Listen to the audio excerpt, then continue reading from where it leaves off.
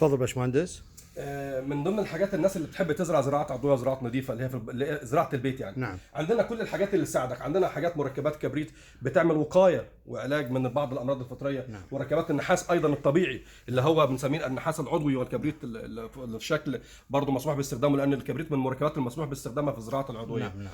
عندنا مركبات مستخلص اللي هو الاسكوفيلم. عندنا المركب اللي هو البي كي الترا بي كي، ده عباره عن حاجه سمات برضو عضوي معتمد بيستخدم في الزراعه العضويه. عندنا الزنك المخلبي. عندنا حاجات للنيماتودا طبيعيه يا جماعه موجوده. عندنا مستخلص العناصر الصغرى كله مخلوط مع بعضه، كل ده موجود. عندنا حاجه مهمه جدا عايز الفت نظر الناس لها. تفضل. الفت نظر الناس للموضوع ده.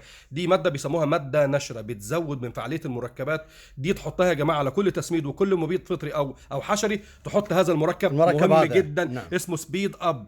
ده مركب مهم جدا بيزود فعاليه المركبات ويزود النشاط السطحي لهذه المركبات.